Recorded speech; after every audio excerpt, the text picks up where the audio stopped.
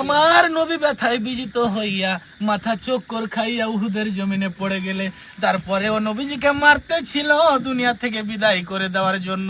এমনি সময় হযরতে জিবরাইল এইভাবে দুইটা হাত বাড়াইয়া আমার আপনার নবীরে কোলে উঠাইছে, ওদের সামনে থেকে টান দিয়ে নিয়ে আসছে উহুদ পাহাড়ের মাঝামাঝি জায়গায়, নিচ থেকে দেখা যায় না এমন একটা জায়গায় নিয়ে জিবরাইল নবীরে ডাকতেছে, ও উহুদের পাথর জমিনের পাহাড় রে, দেখি যেই নবী না হইলে তোরা হইতি না, আমি হইতাম না, কুল কায়নাত হইতো না।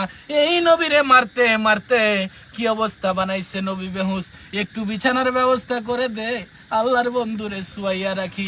জিবরাইল এই বলে ডাক দেওয়ার সঙ্গে সঙ্গে দেখি লম্বা একটা পাথর পাইটা তোলার মতো নরম বিছানা হয়ে গেল। জিবরাইল এই বিছানার মধ্যে আমার আপনার নবীরে শুয়াইছে।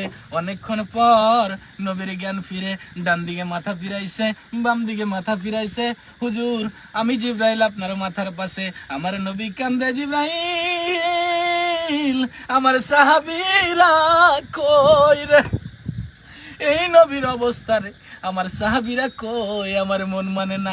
জিবরাইল কয়, রাসূলুল্লাহ আপনার দামদন মোবারক শহীদ, মাথার লোহার টুপি ভেঙে টুকরো ভিতরে, বেহুশ ছিলেন, ওপরে নিয়ে আসলাম, সাহাবীদের খবর পরে নেবেন। হুজুর আমি জিবরাইল আপনার ব্যথার রিপোর্ট গুলো আল্লাহর দরবারে পৌঁছে দেওয়ার জন্য এসেছি। হুজুর বলেন দাঁত ভাঙ্গা ব্যথা কেমন, আমি আল্লাহর কাছে পৌঁছাবো। হুজুর বলেন মাথা ভাঙ্গা ব্যথা কেমন, আমি আল্লাহর কাছে পৌঁছাবো।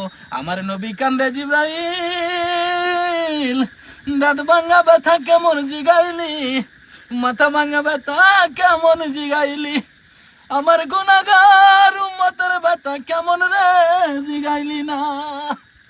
জিবরাইল বলেন দাঁত ভাঙ্গা মাথা ভাঙ্গা ব্যথার চাইতে রে আমার গুনাহগার উম্মতের ব্যথা বেশি। যেই নবী এত ব্যথায় বিজিত হওয়ার পরেও নিজের ব্যথা গোপন করে উম্মতের ব্যথা প্রকাশ করে, এই নবীর কথাই আমাদের মানা দরকার আছে কিনা? মানলে জান্নাতি, না মানলে দুজকি। এর মানলে আবু বকর, না মানলে আবু জেহেল। এর